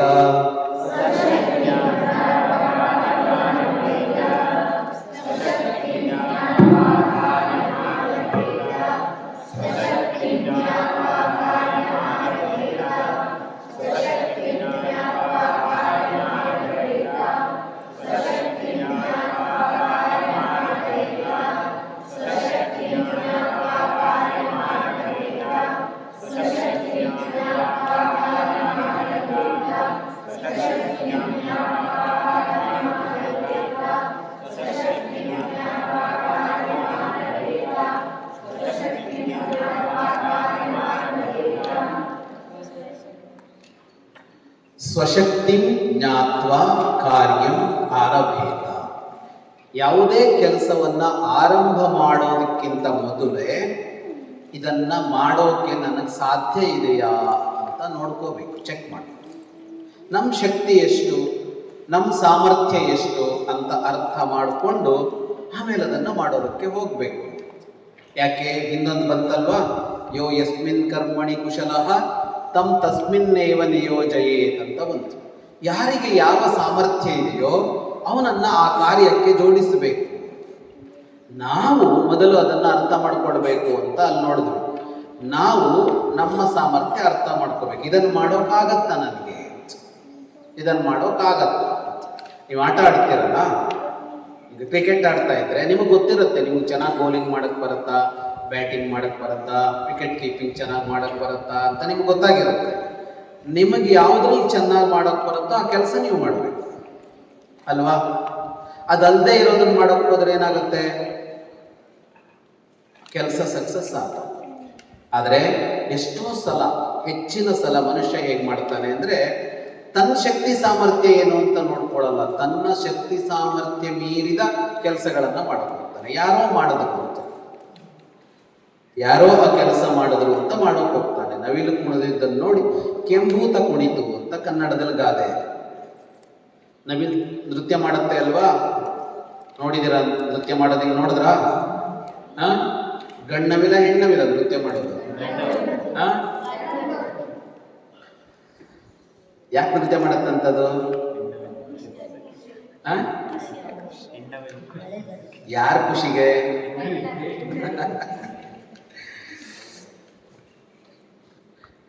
ಈಗ ನವಿಲಿಗೆ ನೃತ್ಯ ಮಾಡೋಕ್ ಬರುತ್ತೆ. ಯಾವ ನವಿಲಿಗೆ? ಎರಡು ನವಿಲಿಗೂ ಬರಲ್ಲ, ಗಂಡ ನವಿಲಿಗೆ ಬರುತ್ತೆ. ಅದು ನೃತ್ಯ ಮಾಡುತ್ತೆ. ಅದಕ್ಕೆ ಅದರ ಶಕ್ತಿ ಗೊತ್ತಿದೆ, ಅದು ಆ ಕೆಲಸ ಮಾಡಬೇಕು. ಅದೇ ಇನ್ನೊಂದು ಪ್ರಾಣಿಗೆ, ಇನ್ನೊಂದು ಪಕ್ಷಿಗೆ ಅದಕ್ಕೆ ಅದರದ್ದೇ ಸಾಮರ್ಥ್ಯ ಇರುತ್ತೆ, ಈ ಸಾಮರ್ಥ್ಯ ಇಲ್ಲದೆ ಇರ್ಬೋದು, ಅದು ಆ ಕೆಲಸ ಮಾಡಬೇಕು. ಹಾಗಾಗಿ ಮೊದಲು ನಮ್ಮ ಸಾಮರ್ಥ್ಯಗಳೇನು ಅಂತ ಗುರುತಿಸ್ಕೊಳ್ಬೇಕು ಅಂತ ಹೇಳಿದ್ವಲ್ಲ, ಅದನ್ನು ನೀವು ಮಾಡ್ತಾ ಹೋಗ್ಬೇಕು. ನಿಮಗೆ ಗೊತ್ತಾಗ್ತಾ ಹೋಗುತ್ತೆ, ಸಣ್ಣವರಿದ್ದಾಗಲೇ ಗೊತ್ತಾಗ್ತಾ ಹೋಗುತ್ತೆ, ಅದು ದೊಡ್ಡವರಾದ ಮೇಲಲ್ಲ. ಮತ್ತು ಆವಾಗಲೇ ನೀವು ಅದನ್ನು ಪ್ರಯತ್ನಿಸಬೇಕು. ಈಗಲೇ ಗೊತ್ತು ಮಾಡಿಕೊಂಡು ಅದನ್ನು ಕಲಿತಾ ಹೋಗ್ಬೇಕು, ಆ ಕೆಲಸಕ್ಕೆ ಸಂಬಂಧಪಟ್ಟಿದ್ದಲ್ಲ. ದೊಡ್ಡವರಾದ ಮೇಲಂತೂ ಪಕ್ಕದ ಮನೆಯವರು ಏನೋ ಮಾಡಿದ್ರು ಅಂತ ಮಾಡೋಕೆ ಹೋಗ್ಬಾರ್ದು. ಪಕ್ಕದ ಮನೆಯವರು 5 ಕೋಟಿ ರೂಪಾಯಿ ಒಂದು ಮನೆ ಕಟ್ತಾರೆ, ನಾನು ಕಟ್ತೀನಿ ಅಂತ ಹೋಗ್ಬಾರ್ದು. ಅವನ ಹತ್ರ ದುಡ್ಡಿದೆ, ಕಟ್ಟಿದ್ದಾನೆ, ನಮ್ಮ ಹತ್ರ ದುಡ್ಡಿಲ್ಲ, ನಾವು ಕಟ್ಟಕ್ಕೆ ಹೋಗ್ಬಾರ್ದು. ನಮ್ಮ ಶಕ್ತಿ ಎಷ್ಟು, ನಮ್ಮ ಸಾಮರ್ಥ್ಯ ಎಷ್ಟು ಅಂತ ನೋಡ್ಕೋಬೇಕು. ಸಾಮರ್ಥ್ಯ ಇಲ್ಲದೆ ಇದ್ದವ್ರು ಕೆಲಸ ಮಾಡಬಾರ್ದು ಅಂತ ಅರ್ಥ ಅಲ್ಲ ಚಾಣಕ್ಯನದ್ದು. ಸಾಮರ್ಥ್ಯ ಗಳಿಸ್ಕೊಂಡು ಕೆಲಸ ಶುರು ಮಾಡಿ. ಸಾಮರ್ಥ್ಯ ಇಲ್ವಾ ನಿಮಗೆ? ಆ ಸಾಮರ್ಥ್ಯ ಗಳಿಸ್ಕೊಳ್ಳಿ. ಕೆಲವು ಬರೋದಿಲ್ಲ. ಉದಾಹರಣೆಗೆ ಹಾಡೋದು ಅನ್ನೋಲ್ಲ, ಕೆಲವು ಕೆಲಸಗಳಿದೆ, ಅದು ಕೆಲವರಿಗೆ ತಾನಾಗೆ ಬರಬೇಕು, ಅದು ಬರೋಲ್ಲ. ಆ ಕೆಲಸಗಳನ್ನು ಬಿಟ್ಟು 100ಕ್ಕೆ 99ರಷ್ಟು ಸಾಮರ್ಥ್ಯಗಳನ್ನು ಯಾರು ಬೆಳೆಸ್ಕೊಳ್ಳೋದಕ್ಕೆ ಬರುತ್ತೆ. 1ರಷ್ಟು ಸಾಮರ್ಥ್ಯಗಳು ಮಾತ್ರ ಸಹಜವಾಗಿ ಹುಟ್ಟಿದಾಗಲೇ ಬರುತ್ತೆ. ಉಳಿದದ್ದೆಲ್ಲ ನಾವು ಗಳಿಸ್ಕೊಳ್ಳೋಕೆ ಸಾಧ್ಯ ಇರುತ್ತೆ. ಆ ಗಳಿಸ್ಕೊಳ್ಬೇಕು ಸಾಮರ್ಥ್ಯವನ್ನು. ಕೆಲಸಕ್ಕಿಂತ ಮೊದಲು ಏನು, ಒಂದು ಕೆಲಸ ಆರಂಭ ಮಾಡೋದಕ್ಕಿಂತ ಮೊದಲು ಏನು, ನನಗಾಗತ್ತಾ ಇದು, ನನ್ನಿಂದ ಸಾಧ್ಯನಾ ಅಂತ ನೋಡಬೇಕು. ಈಗ ನೀವು ಮುಂದಿನ ಕೋರ್ಸ್ಗಳಿಗೆ ಹೋಗ್ತೀರಲ್ವ, ಈಗ SLC 9th 8th ಶುರುವಾಗುತ್ತೆ ನಿಮ್ಮ ಮಲಕ್ಕೆ. ಆ ಕೋರ್ಸ್ ಮಾಡ್ತೀನಿ, ಈ ಕೋರ್ಸ್ ಮಾಡ್ತೀನಿ, ಅದಾಗ್ತೀನಿ ಅಂತ ನಿಮ್ಮ ತಲೆಯಲ್ಲಿ ಯೋಚನೆ ಬರ್ತಾ ಇರುತ್ತೆ. ಏನು ನೋಡಿ ಬರುತ್ತೆ ಅದು? ಅವನು ಯಾರೋ ಮಾಡಿದ್ದಾನೆ, ಇವನು ಯಾರೋ ಮಾಡಿದ್ದಾನೆ, ಅದು ಚೆನ್ನಾಗಿದೆ, ಇದು ಚೆನ್ನಾಗಿದೆ ಅಂತ ಬರ್ತಾ ಇರುತ್ತೆ. ಹೋಗಿ ಏನೋ ಒಂದು ತಗೊಳ್ತೀರಿ. ಇಂಜಿನಿಯರ್ ಆಗಬೇಕು, ಮೆಡಿಕಲ್ ಫೀಲ್ಡಲ್ಲಿ ಯಾವುದಕ್ಕೂ ಹೋಗಬೇಕು, ಇಂಜಿನಿಯರಿಂಗ್ನಲ್ಲಿ ಇನ್ಯಾವುದಕ್ಕೂ ಹೋಗಬೇಕು, ರೋಬೋಟಿಕ್ಕಿಗೆ ಹೋಗಬೇಕು ಅಂತ ಏನೇನೋ ಅಂದ್ಕೊಂಡು ಹೋಗ್ತೀರಿ. ಆದರೆ ಆ ಸಾಮರ್ಥ್ಯ ಇದೆಯಾ ಅಂತ. ಆ ಸಾಮರ್ಥ್ಯ ಇದೆಯಾ ಅಂದ್ರೆ ಏನು? ಈಗ ಗಣಿತ ಮುಖ್ಯ ಆಗಿರುತ್ತೆ ಅನ್ನೋ ಅಲ್ಲಿ ಮ್ಯಾಥ್ಸ್ ಚೆನ್ನಾಗಿ ಬರುತ್ತಾ? ಸೈನ್ಸ್ ಫೀಲ್ಡಿಗೆ ಹೋಗಬೇಕು ಅಂದರೆ ಅದಕ್ಕಿರೋ ಸ್ಕಿಲ್ ಏನು? ಕಾಮರ್ಸಿಗೆ ಹೋಗಬೇಕು ಅಂದರೆ ಅದಕ್ಕೆ ಬೇಕಾಗಿರೋ ಸ್ಕಿಲ್ ಏನು? ಅದನ್ನು ಡೆವಲಪ್ ಮಾಡ್ಕೊಳ್ಳೋಕೆ ಸಾಧ್ಯ ಇದೆಯಾ ನನಗೆ? ಮಾಡ್ಕೋತೀನಾ ಅಂತಲೂ ಯೋಚನೆ ಮಾಡಬೇಕು ಅಂತ. ತುಂಬ ಜನ ತಮ್ಮ ಹತ್ರ ಆಗದೇ ಇರೋ ಕೋರ್ಸ್ಗಳನ್ನು ತಗೊಂಡು ಆಮೇಲೆ ಕಷ್ಟಪಡ್ತಾ ಇರ್ತಾರೆ. ಹಾಗಾಗಿ ಮೊದಲೇನು ಮಾಡಬೇಕು? ನಮ್ಮ ಸಾಮರ್ಥ್ಯ ಅರ್ಥ ಮಾಡ್ಕೋಬೇಕು. ಆ ಸಾಮರ್ಥ್ಯ ಇಲ್ವಾ, ಅದೇ ಬೇಕಾ ನಮಗೆ? ಹಾಗೇನು ಮಾಡಬೇಕು? ನಮ್ಮ ಸ್ಕಿಲ್ ಡೆವಲಪ್ ಮಾಡ್ಕೋಬೇಕು. ಮೊದಲು ಸ್ಕಿಲ್ ಡೆವಲಪ್ ಮಾಡಿಕೊಂಡ್ರೆ ಅಸಾಧ್ಯ ಏನೂ ಇಲ್ಲ. ಅದರಿಂದ ಮೊದಲ ಪರೀಕ್ಷೆ ಏನು, ನನಗೆ ಇದನ್ನ ಮಾಡೋಕೆ ಬರುತ್ತಾ ಅನ್ನೋದು ಮೊದಲ ಪರೀಕ್ಷೆ. ಅದನ್ನು ಮಾಡಿಕೊಳ್ಳೇಬೇಕು. ಮುಂದಿನ ಸೂತ್ರಕ್ಕೆ ಹೋಗೋಣ. ಸ್ವಜನಂ ತರ್ಪಯಿತ್ವಾ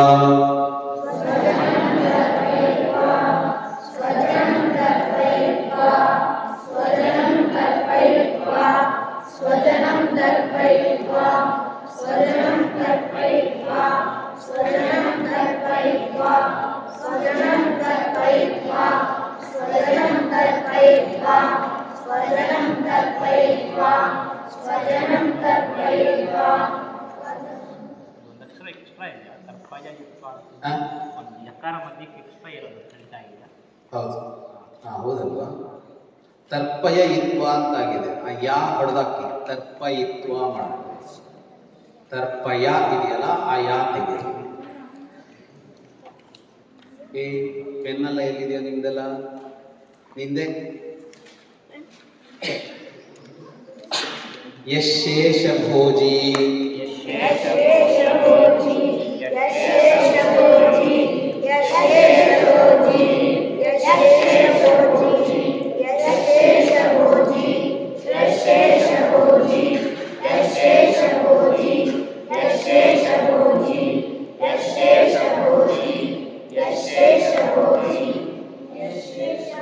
ಸೋಮೃತ ಭೋಜಿ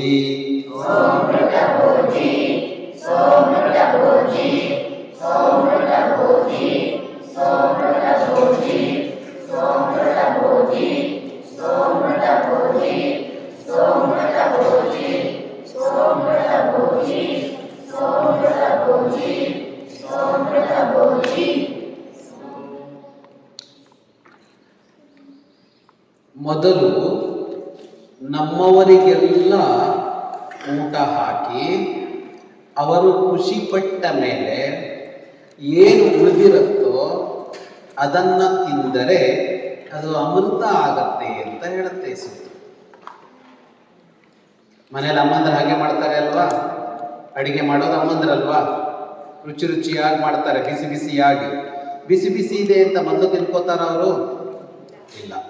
ಏನು ಮಾಡ್ತಾರೆ? ಮನೆಯವರಿಗೆಲ್ಲ ಕೊಡ್ತಾರೆ. ಆಮೇಲೆ ಅವರು ತಿನ್ನುವಾಗ ಕೆಲವು ಸಲ ನಾವು ಖಾಲಿ ಮಾಡಿ ಮುಗಿಸ್ತಿರ್ತೀವಿ, ನೋಡ್ಕೊಂಡು ತಿಂತೀವ ನಾವು. ಕೊನೆಗೆ ಅಮ್ಮನಿಗೂ ಉಳಿಯೋಷ್ಟಿದೆಯಾ ಅಂತೇನು ನೋಡಲ್ಲ ನಾವು. ಆದರೆ ಅವರು ಅದನ್ನು ಬೇಜಾರು ಮಾಡ್ಕೋತಾರ ಅಂದರೆ ಬೇಜಾರು ಮಾಡ್ತಾರೆ. ಹಾಗೆ ಮಾಡುವ ಊಟ ಇದೆಯಲ್ಲ, ಅದೇ ಅಮೃತ ಅಂತ ಹೇಳ್ತಾನೆ ಚಾಣಕ್ಯ. ಸ್ವಜನಂ ತರ್ಪಯಿತ್ವ. ತರ್ಪಯಿತ್ವ ಅಂದರೆ ಸಂತೋಷಪಡಿಸೋದು, ಖುಷಿ ಪಡಿಸೋದು. ನಮ್ಮವರಿಗೆ ಕೊಟ್ಟು ಅವರು ಖುಷಿ ಪಟ್ಟ ಮೇಲೆ ಏನು ಉಳಿಯತ್ತೋ ಶೇಷ ಭೋಜಿ. ಶೇಷ ಅಂದರೆ ಏನು ಉಳಿಯತ್ತೋ ಅದನ್ನು ಯಾರು ಉಣ್ತಾನೋ ಸಹ ಅಮೃತ ಭೋಜಿ, ಅವನು ಅಮೃತ ತಿಂತಾ ಇರ್ತಾನೆ. ಅಮೃತ ತಿಂತಾ ಇರ್ತಾನೆ. ಊಟ ಅಂತ ಮಾತ್ರ ಅಲ್ಲ, ಎಲ್ಲ ವಿಷಯಗಳಲ್ಲೂ ಹಾಗೆ.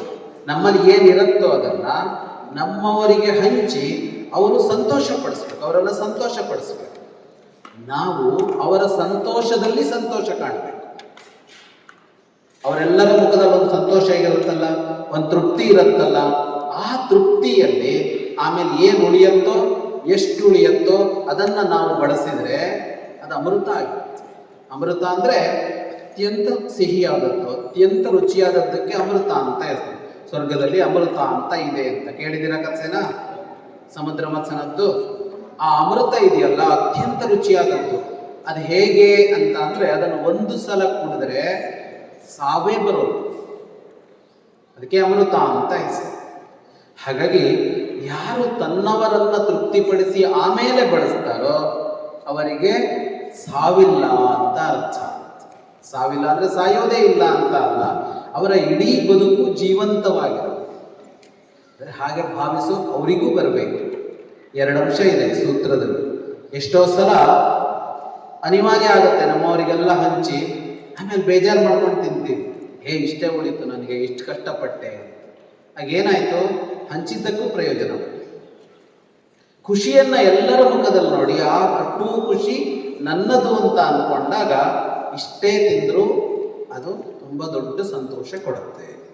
ಇಷ್ಟಕ್ಕೆ ಇವತ್ತಿನ ಪಾಠ ನಿಲ್ಲಿಸ್ಕೊಂಡು